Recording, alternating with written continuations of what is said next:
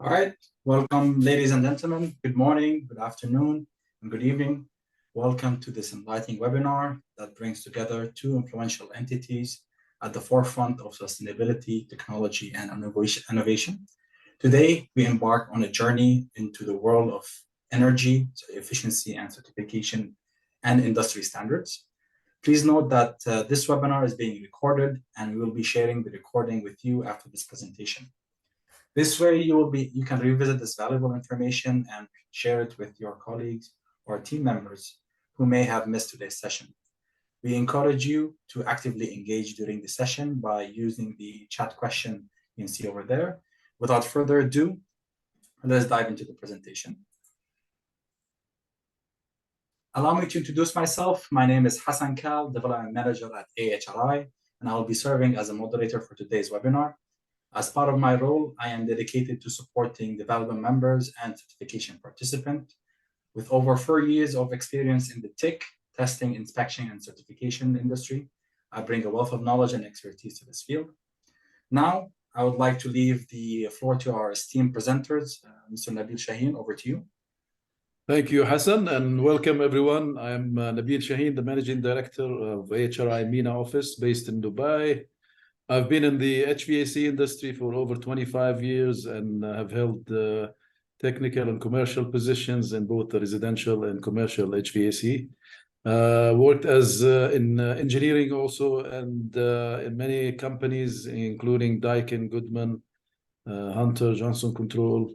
So I have experience in equipment, product research, development, design, testing, and manufacturing. I have also been in the MENA region for about 8 years now, 3 years with the AHRI, and working very closely with the regulatory bodies and different organizations and stakeholders in the region. Over to you, Abdul Latif. Thank you, Nabil. Hello, everyone. It's a pleasure to be with you all here. My name is Abdul Latif Al-Bitawi. I act as the Director of Emirates Green Building Council. I hold a master's degree in energy studies, and I'm a certified energy management professional. I've been working with the Emirates GBC now for more than 2 years. I have a total of more than 25 years of experience, all of which are in the MENA region. 15 of them are in the UAE. My experience is in the manufacturing side, actually, but I have, if you say, transitioned to the energy management and energy efficiency about 10 plus years ago. Looking forward to this webinar. Thank you. Back to you, Hassan. Thank you very much, speakers. So today's agenda is going to be basically an introduction on AHRI and our work in the HVAC section and the energy efficiency as well. Then we'll hand it over to Abdul Latif to give us an introduction on Emirates GBC and what they're currently doing with energy efficiency in the built environment. Then we will talk about the importance of certification and run you through the AHRI standard development process. Finally, we'll end this session with a Q&A. To start, the Air Conditioning, Heating and Refrigeration Institute, AHRI, is a non-for-profit association that serves as a leading advocate for manufacturers in the air, heating, commercial refrigeration, and water heating equipment industry. With a global recognition of our expertise, AHRI takes a pride in developing industry standards and certifying the performance of a wide range of products. Our commitment to excellence and sustainability drives us to ensure that equipment manufactured by our members meets the stringent criteria of performance, efficiency, and environmental impact. AHRI plays a vital role in shaping the future of the industry, promoting innovations and advocating for the highest standards in the field. With over 1,000 licensees and global presence spanning around 330 licenses in the international market, our members have a profound impact in the industry. We have contributed to the development of more than 165 standard guidelines focused on performance and efficiency. Additionally, we have also created standards tailored specifically for the high ambient region, including the crucial high ambient temperature of T3 and T4. These efforts underline our commitment to driving excellence and innovations in the industry while addressing the unique challenges and requirements of the Middle East and North Africa as a region. The AHRI has around 7.5 million products listed online, encompassing over 45 certification programs. As a testament to our commitment to quality and reliability, AHRI has earned the esteemed recognition of being ranked #1 certification mark by the World Trade Organization. This recognition solidifies AHRI's position as a trusted symbol of excellence and underscores our ongoing dedication to ensuring the highest standards of performance efficiency in the industry. A significant contribution to the HVAC industry comes from our 325 members, who collectively account for approximately 75% of the product manufactured within the industry.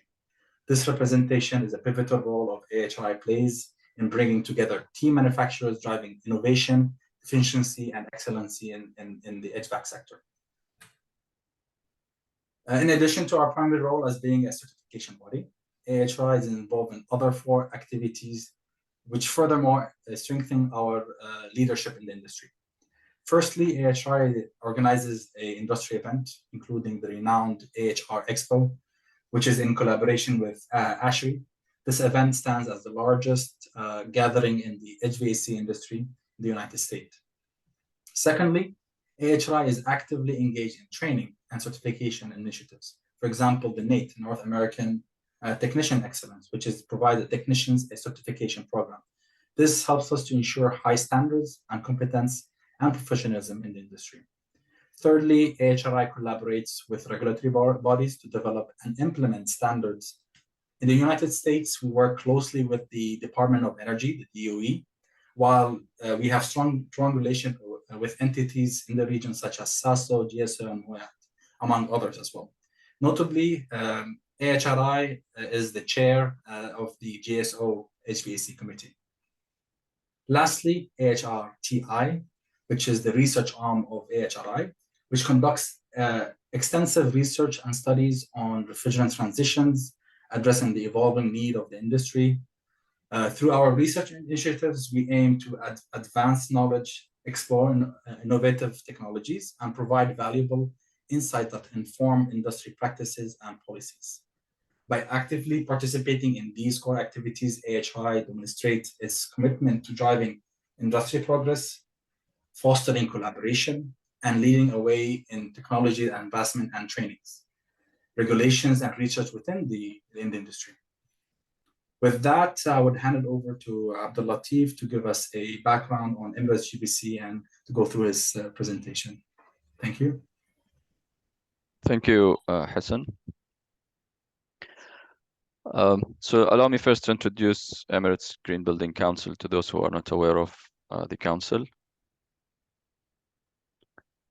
So Emirates Green Building Council was established in 2006 with the main goal of advancing green building principles to the United Arab Emirates. We are a non-for-profit NGO based in UAE in Dubai. We serve for the 7 Emirates. We are also members of the World Green Building Council. As a council, we form as a catalyst for collaboration and hub for excellence to promote sustainability of the built environment in the UAE. We engage with our members who are corporate members, individual members. We also work with other GBCs in the MENA region, but also worldwide on different programs and initiatives and activities. It's a pleasure to have signed an MOU with AHRI, as we believe AHRI covers an important part of the built environment, and we as a council different aspects of the built environment. So we're looking forward to a fruitful collaboration with AHRI.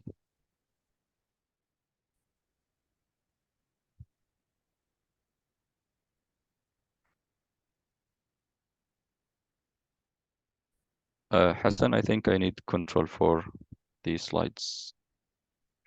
Thanks. So just to give background and context to the topic of energy efficiency in the buildings or in the built environment. The building and construction sector, both globally, is about 30% of the total energy consumption, and produce 38% of the energy-related carbon emission. Plus, consumes about 50% of resources used globally.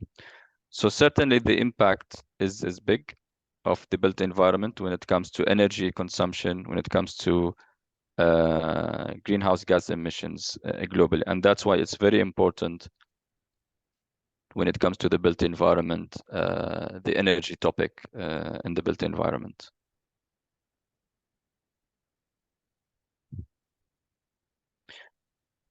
So just to give you some background on number of the initiatives and activities that the council did tackling the energy efficiency and energy consumption in the built environment.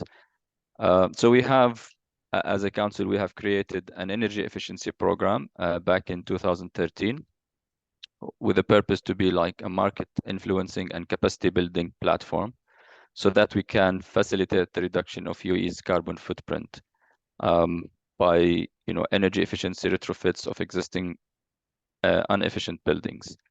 Now we probably all know that the main energy consumer in the built environment is really the space cooling or air conditioning of spaces in the United Arab Emirates.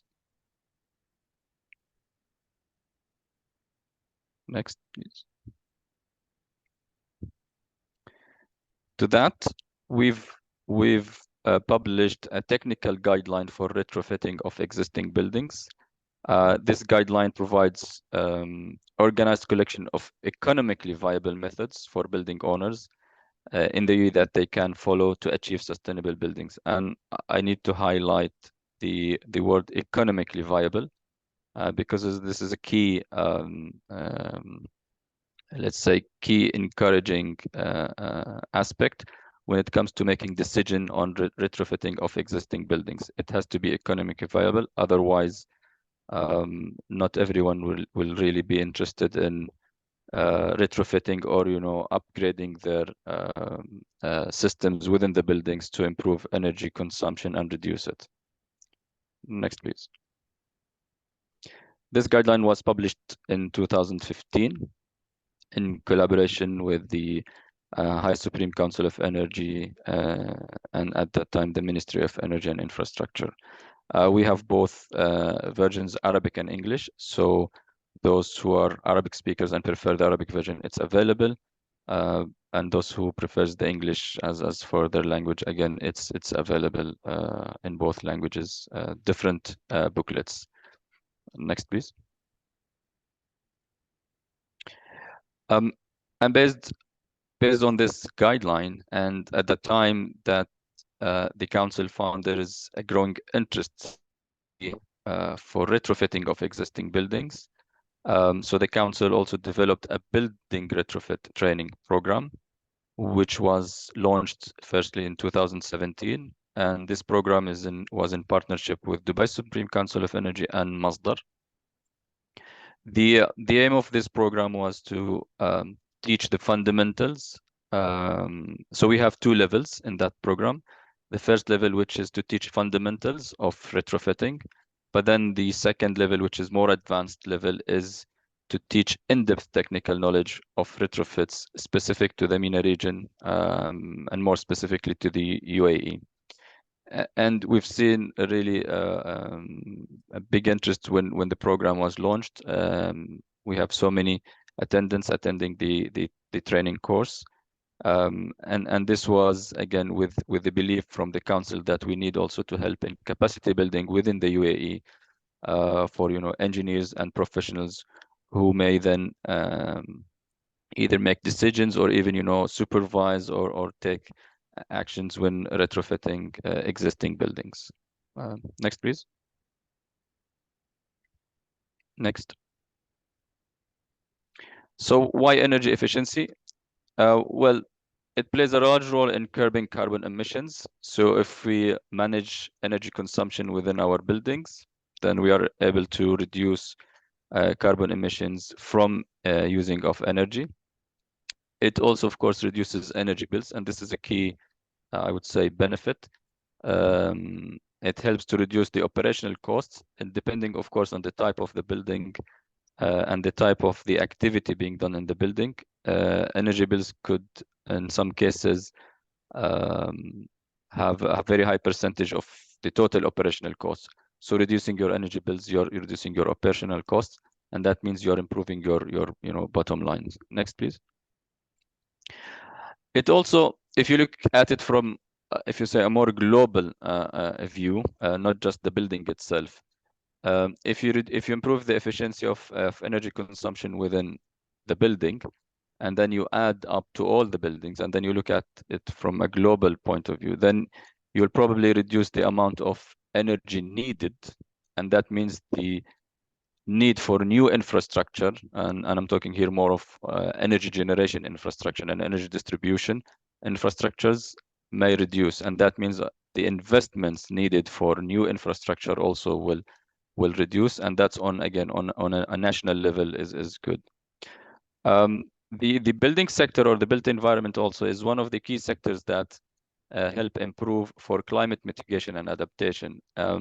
Climate change, global warming, etc., is being on the agenda now since many years. It's not very new. However, every year we have more pressure on all sectors to act quickly, to act efficiently, and help tackle the climate challenges. And we believe the built environment can play key role to improve both mitigation, so mitigate the climate change and climate challenge, but also very importantly to adapt to the changes. Yes, we can take steps to prevent further, let's say, escalation in climate change. However, we have also to be prepared and adapted to the current changes. We keep seeing in the news every day, unfortunately, forest fires here and there, hurricanes, floods, again, almost in every part of the world, in every continent of the world, which is impacting people, but also high heat waves, very low temperatures in some cases, very high rate of rains. So unless our built environment is ready for that, then the consequences could be disastrous. Next, please. Later on, because we believe in the importance of data, without data, you drive, if you say, blind. So in 2019, the council published its first Building Efficiency Accelerator Project report. It was, again, collaborative effort with our members and other key stakeholders that we worked on preparing this report. We've tackled three main sectors within the built environment at that time, which is the hotel or the hospitality, education in schools, and then the malls or commercial malls. And the report really is quite big. It's comprehensive. It has a lot of information and data. However, I chose to just select, if you say, the key takeaways from that report. So firstly, looking at the hotel sector in Dubai, at that time in 2019, we found that on average 252 kilowatt hours per square meter per year of energy consumed by hotels in Dubai. As for school, that number is less. It's 134 kilowatt hours per meter square. We go to the malls, it's higher. It's 465 kilowatt hours per square meter. And these numbers are very important.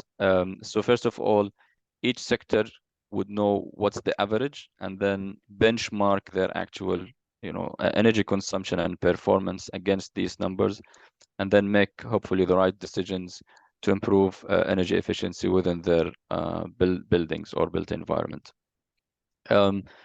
We are about to start working on a revised, if you say, revision of this benchmark, Things have changed since 2019 until now. Technology has been, evolved, but also awareness is much more nowadays. And we are aware that so many, let's say, landlords and building owners and operators took action to improve energy efficiencies within their built environment. So we think we need to update our numbers, but also we want to include other sectors within the built environment and other Emirates as well.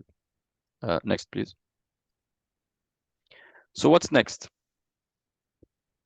So first of all, as a council, this is a key goal we have, is to continue capacity building within the UAE, not alone, but working with our corporate members, with our partners from other NGOs and from the governmental entities.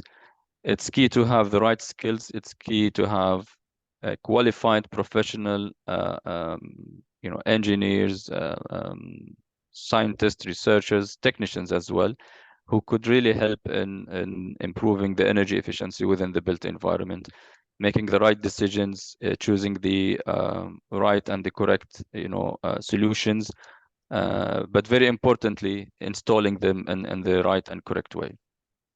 Secondly is to update the benchmarking data. We keep hearing from different professionals in the field that data is not easily available here. You need data to make decisions. You need data to make your studies. You need data to make your analysis, and that's why it's very important for us to update our benchmarking data and make it available for professionals in the field. Also, the guidelines, as I showed, were published in 2015. That's now about 8 years. And again, things have changed within the 8 years. Some codes may have been upgraded. Some regulations may have been changed, but also technologies available, solutions available could have changed. So again, this is something we are considering to review our technical guidelines, and if needed, we'll have to also update them.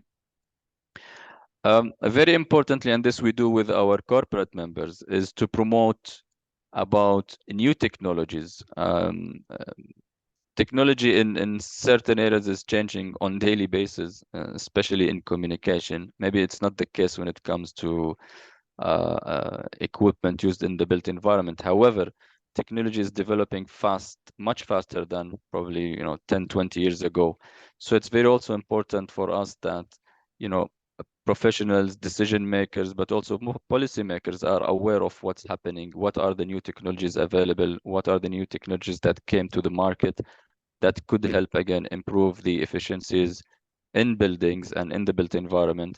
And then engineers, consultants, contractors, even facility management companies are kept up to date with what's available. And then sharing success stories.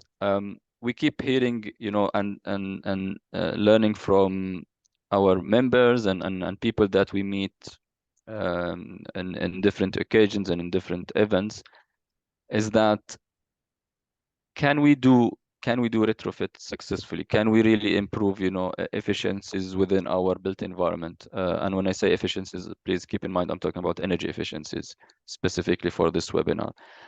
Can we do that successfully? And the answer is yes. However, until you see a true or a real case, it's sometimes difficult just to buy in or to believe in literature or theories. So this is something we encourage our members and probably other stakeholders is share your stories. If you've done a retrofit, if you have upgraded your HVAC system, used BMS, whatever technology or solution you have introduced to your building, and that proved to be successful, reduce your energy consumption, reduce your energy bills. It had, let's say, a feasibility. Again, no one, especially companies, will invest unless there is feasibility in that. So we'd really want and keen to share these success stories in a way or another, so that people can refer to them and if you say can learn from them, but also can be, encouraged and motivated to take steps if they are still hesitant to do so. Next, I think I'm done with mine. So to conclude my presentation or my part, knowledge is very, very important. Knowledge about, the science, the engineering, but also the finance and the economics of energy efficiency in the built environment is key. Again, to making the right decisions is key to choose the most appropriate solutions. Alone, we can achieve very little and sometimes we cannot achieve. So it's important to collaborate, with many stakeholders, with many professionals coming from or representing different, sectors within the built environment, but also representing different solution providers, manufacturers, system integrators, certifiers, etc. Next, please.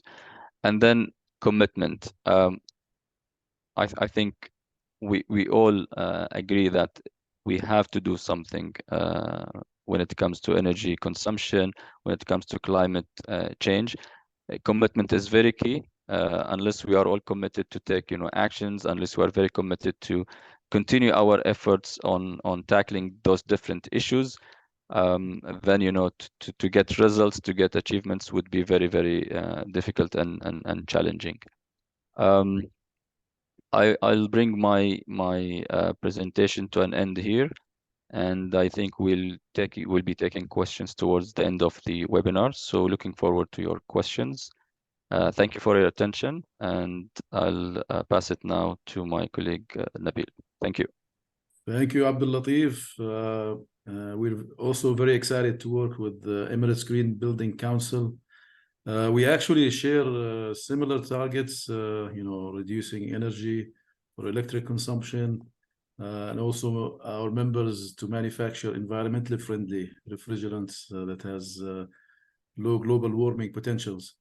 So as you all know, AHRI focuses on the equipment capacity and efficiency, and there are other organizations or standards like Abdul Latif mentioned that takes care of looking at the building as a whole, looking at the kW per square meter. For example, building envelope is covered mainly by AHRI 90.1. So AHRI, again, in terms of equipment, we cover 4 major pillars. We have refrigeration, which includes commercial refrigeration, unitary, which include all the types of smaller air conditioning systems, applied bigger systems like chillers, and heating, including water heating. So as you all know, we also have certification programs that covers many things. It of course measures energy efficiency and capacity, but it also covers other areas like power consumption, sound rating, and we will talk about today seasonal energy efficiency ratios that we are trying to introduce to this region. We use recognized industry test standards, our own, and also AHRI, EN, ISO, and other country standards like Canada and India. Next. So AHRI, as Hassan mentioned briefly, we have the golden standards because we will explain in a minute why a lot of consultants and professionals insist on using not only AHRI standards and test methods, but also the certification program. We now are covering the high ambient conditions for the GCC region and the MENA region. Next. And we want to talk about certification in terms of that it actually addresses a lot of the concerns that some of you have. For example, if you are a consultant or a developer, you may be concerned that having a certified product will increase the cost of the product. On the contrary, certification is the cost is a fraction of a % of the product cost. AHRI is a not-for-profit organization, so we're in the business again of helping reduce energy consumption and use environmentally friendly product. So the ability to perform under extreme condition is now covered. AHRI has been in the region for 3 years now, and we are developing standards for T3 that we'll talk about. Having a certification will ensure, for example, that the power consumption complies with the, not only the minimum energy performance requirements of the country, but also matches the catalog data of the manufacturers. And some people may think that AHRI is North American centric. Not anymore. It's now becoming a renowned international organization. Next. So for some of the project managers here and the consulting engineers, when looking at a project and considering, for example, the mechanical engineering design, there are many factors that you worry about. For example, the initial cost of the equipment, the life cycle cost, the total cost, sustainability, how it's going to help you in terms of power consumption, and also noise criteria if you're living in a city that has requirements for low noise. And if you're adjacent to building, how is your design going to be? Installation of equipment, so you make it easy to access for service, and also visually. For example, in Dubai, outdoor equipment cannot be visually seen from the streets. So many factors that goes into account for the designers, and the most, I think, important two factors are you have to comply, of course, with the local code, city codes, and federal regulation, and also to make a lower risk decision, you need to have buy or employ a certified product, because that will lower the risk for your project. Because, for example, if you're buying a chiller that is 1,000 ton and it is certified, you're gonna guarantee that the tolerance will be within the 1,000 tons, so it's going to produce 1,000 ton or close to that. But if it's not certified, the tolerance can vary up to 10, 15, 20. We've seen some cases 25%. So you will end up with much less tonnage than what you need for your project. Next. AHRI has global products that you can access. Anybody can access on our directory. We have about 7.5 million products sold globally. Here in this example, you can look up, a unitary product or a rooftop. Next, you can see the certificate for high ambient. This is real-time data that anybody can access and ensure that the product that they're buying, or the model number that they're buying, is certified and verified by third party, and not just is not just a claim of the manufacturer. Next. And the reason that these products that are certified are the best in terms of performance or claims is because AHRI requires that the labs that we use for testing, and those are usually third-party labs, since we're not in the testing business or not-for-profit, we use reputable test facilities like Intertek, UL, and others. We require that the lab should have ISO 17025, which is the standard that covers general test facilities in terms of documentations and other things. But we also have our own test guideline. It's called AHR 140. That is developed specifically for the HVAC industry. Next, and complies with the industry standards. So we take a look at, for example, specific test requirements, and look at, for example, airflow measurement apparatus. Look at things that specifically affect the results or the outcome of the HVAC equipment testing. So we make sure that the tolerances, the equipments are calibrated. We do audits of the labs. We make sure that, again, the results are very accurate. And that's why consultants usually are they trust AHRI certifications and demand to have certification for premium projects. Next. So our labs are global. We have labs in North America, Europe, and China, and soon we will have a lab in the GCC region in Saudi Arabia that will test various programs that we cover in our certification programs, including unitary, VRF, AHUs, and others.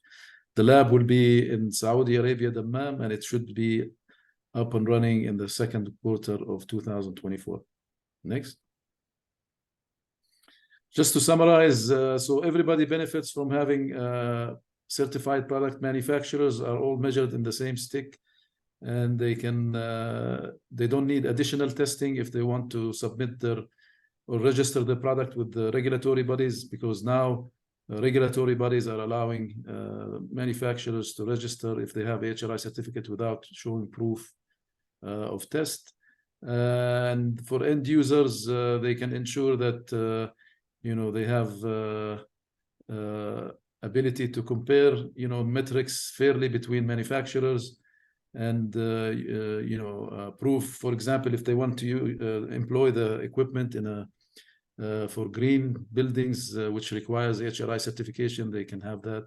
For developers also, they can ensure that the consumption, energy consumption is verified. For governments, it's also a tool to comply, because we in AHRI we do annual surveillance testing to make sure that the product that is sold is also has the same levels as the product that is tested and submitted initially. Next.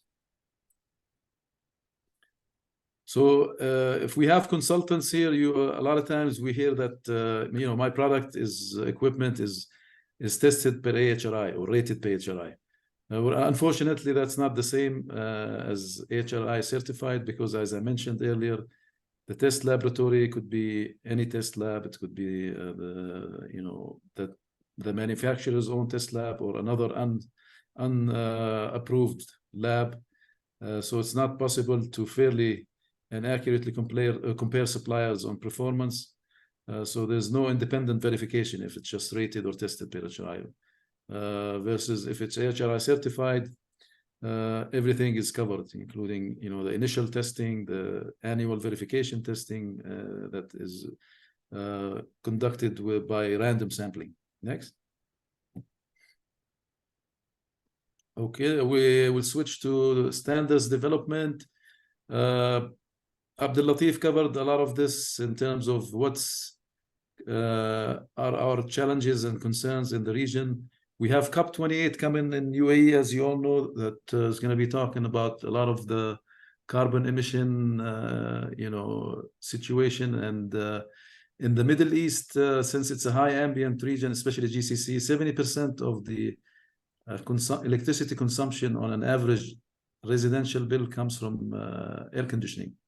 So as you can see here, the Middle East has the highest carbon emission per capita, 19.5 tons per year. This is extremely high. For example, if you compare it to other countries, for example, India is below, I think is around 2. So this is an issue for us, which means that we have to collaborate with all the organizations that are working towards reducing energy consumption and carbon emission. Next.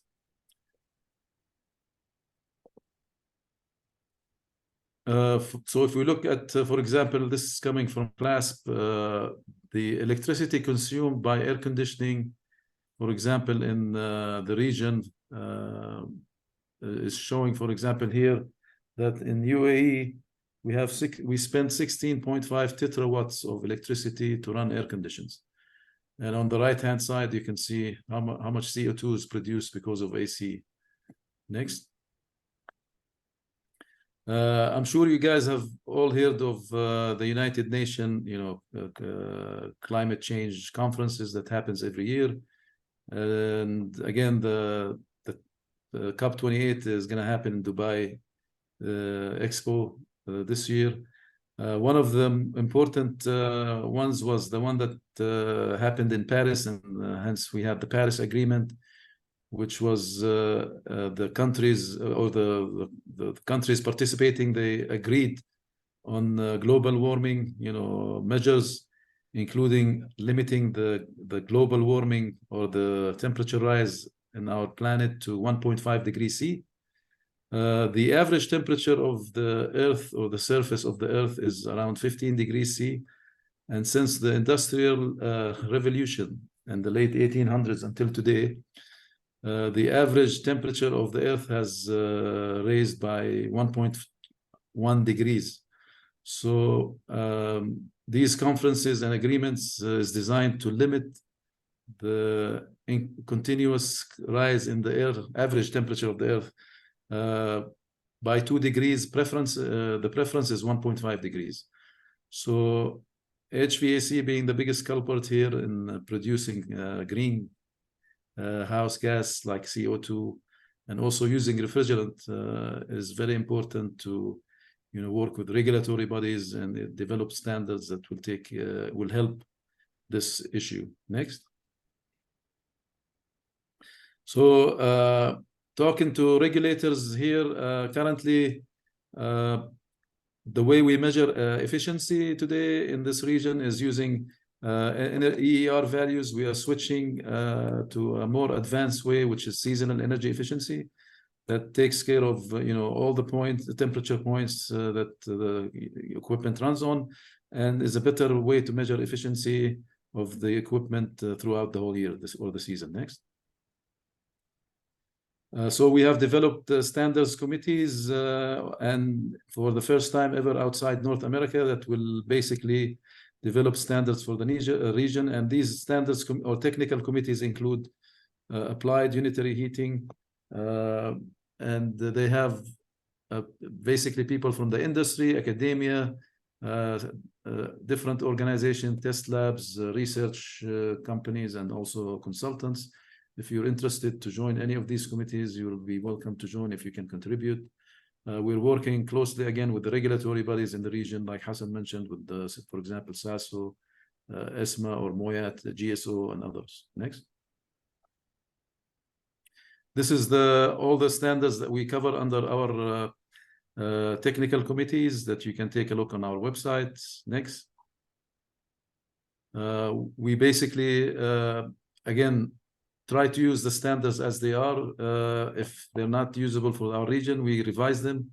And in some cases, if we have to create someone from scratch, we can do that as well. Next. We follow, of course, we comply with the American National Standard Institute in developing standards. And we comply with the World Trade Organization in being transparent, open, and impartial. And so we follow the ANSI standard development process next, that basically ensures that when we develop standards, they are also open for public review. So once we create a draft, we will allow everybody out there in this region or the world to take a look at it and give us their feedback, and so we can revise it and make sure that it's not only developed by manufacturers, but we have taken everybody's concerns into consideration. Next. Again, this is a high ambient region. So next week we look at, specifically this region, we are focusing on what we call 0B, extremely hot, extremely dry weather conditions. And dry here doesn't mean humidity. It means very little rain or too much sunshine. So a lot of the equipments, HVAC equipments in our region, as you know, runs a lot of hours. So the rating here is the rating depends on, the temperature, the rain, and also how many hours a year the AC unit runs. So we basically are on the top of the chart, 0B. So that's what we're developing standards for. Next. These are the the T3 standards that we developed for the region, along with their certification program. Next, you can also download any of these standards, and our standards are for free for anyone to download and available for you. This is the end of my presentation. I will hand it back over to Hassan for the conclusion and the Q&A. Thank you.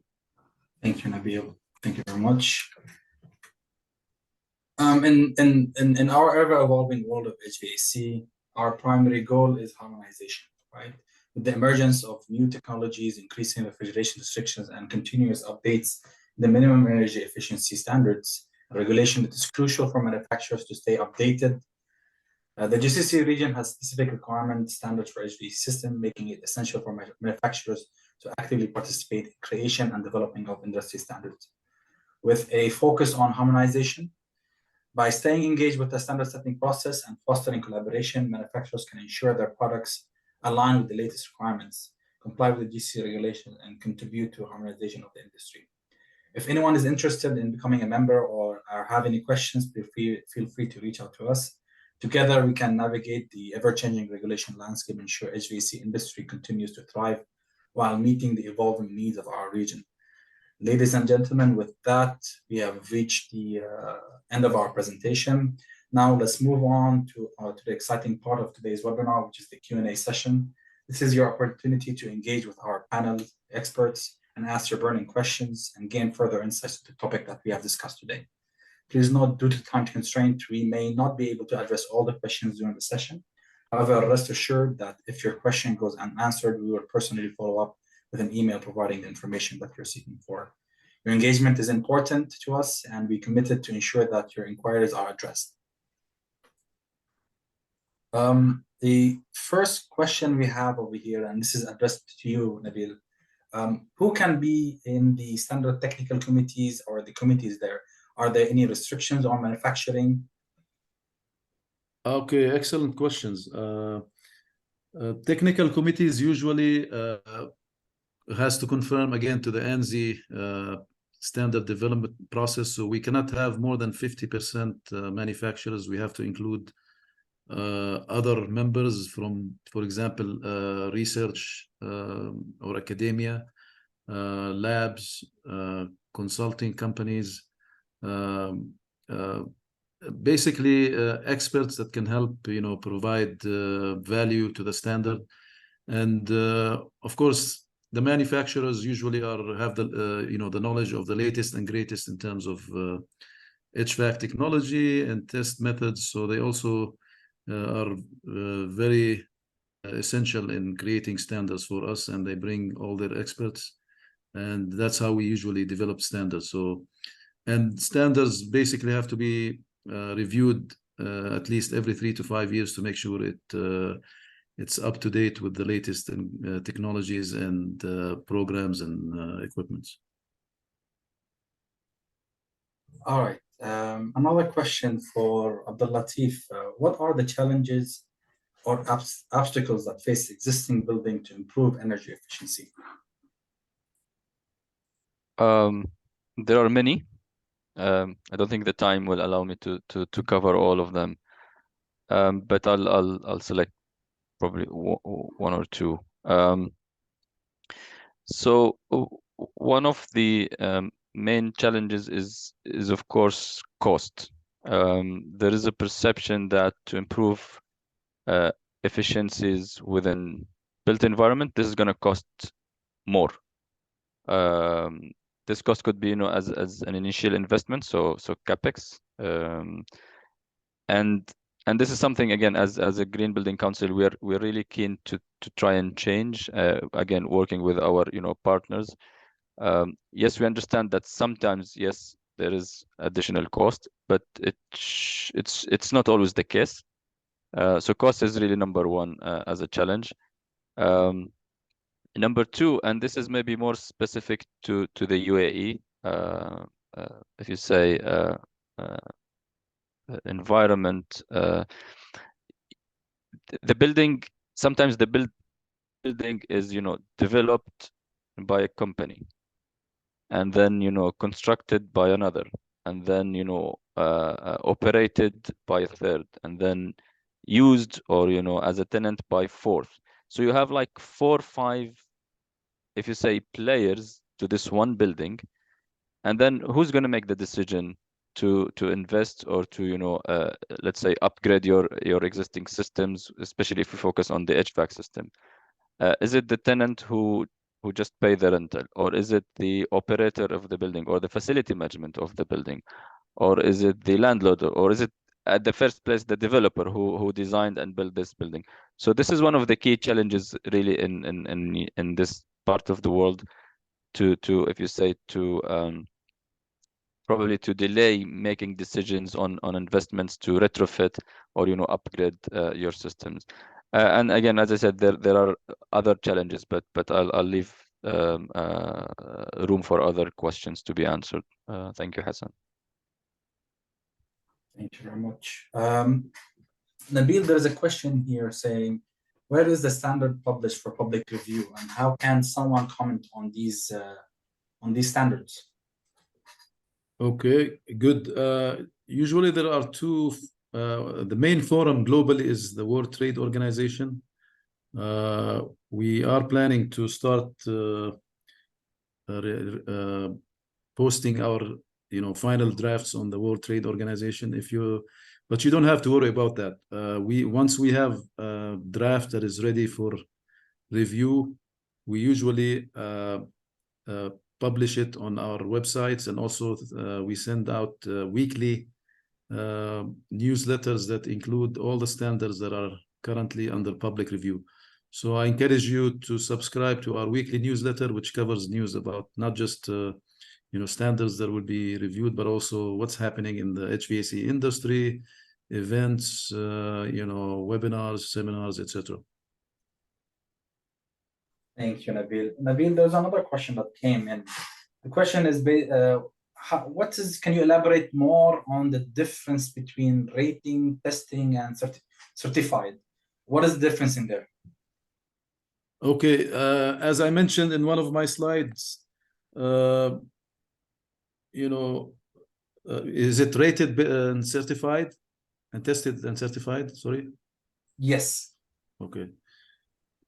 So basically, when you certify, it's a third-party entity that's certifying and ensuring that the claims that the manufacturers are making is accurate, not only for the sample that was submitted by the manufacturer, but also for the samples that are manufactured in the factory.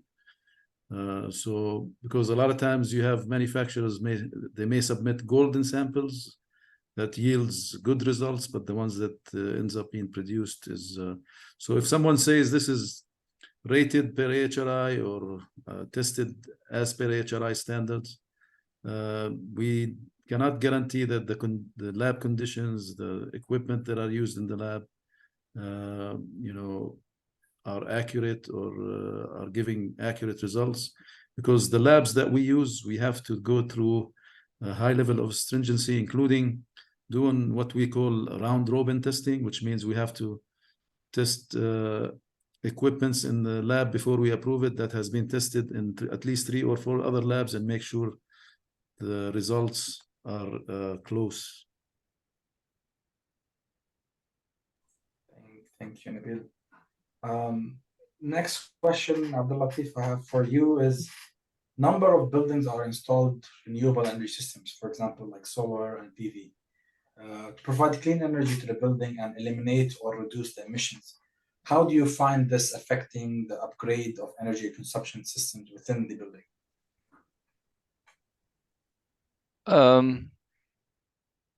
So this is important point to, I think, to cover here, is that in sometimes whoever makes the decision on operating this building, they go directly to invest in renewable energy for the building. So again, reducing electricity bills, but reducing also energy that emits carbon dioxide and other greenhouse gases. But the worry is that if you do this, you don't really improve your actual building performance. So for example, if you have an HVAC system that is old and it's not efficient anymore for whatever reason, whether because it's outdated or because there are flaws in the system because of not proper maintenance, but that means this system is still consuming a lot, and then you will probably go and over design your renewable energy. So let's say a solar panel or a PV panel, because then your calculations are based on your current consumption, and that means you're installing more PV panels than probably needed. So what we always stress on that is that before you go to this step, you need to do your homework well. So you need firstly to audit and measure your current consumption, and then find out, you know, where are the losses, and be really done firstly to improve your energy, to reduce your energy consumption in the first place, again by doing proper maintenance, retrofitting, upgrading your current systems, and so on. And then only towards the end, if you have really exhausted all, let's say, the solutions, and then you still have, of course, you will still have energy that you need, and then you may decide that, okay, for the remaining of this amount of energy, I'll go for clean energy or renewable energy source. So this is really my advice, is that don't jump to installing, you know, renewable energy systems before you have done your energy auditing to your existing building. Thank you, Hassan. Thank you, Abdul Latif. I think this is the last question. And Nabil, are all AHRI labs in different countries operating the same standard? Is it the same rigorous testing applied in all countries, or is there any deviation from whatever is tested in the US and versus whatever is tested in UAE? Yes.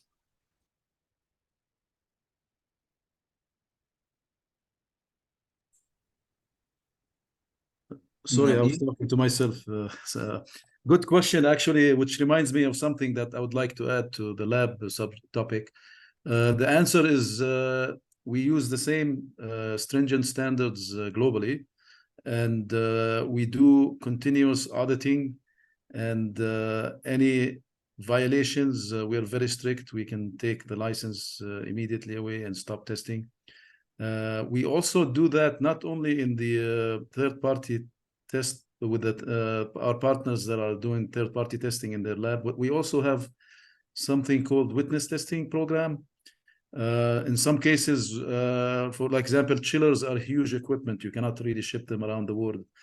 So we allow the manufacturers to test in their own facility, provided they allow our witness test engineer to come in with his own equipment and hook it up to the, you know, the chillers or you know, the larger equipment, and then conduct the test alongside the same equipment of the manufacturers and compare. So the answer is it's the same. It doesn't matter if it was tested in the US or this region.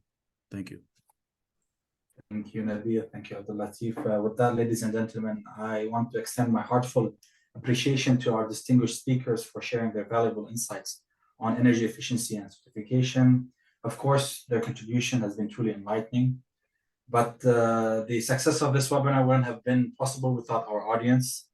Your active participation, thoughtful question, and dedication to the cause of sustainability are what makes the webinar like these so impactful. Thank you once again for joining us, and I look forward to seeing you soon in the future endeavor that brings us closer to a greener and more sustainable world. Thank you, everybody. Bye. Thank you, Hassan. Bye-bye, everyone.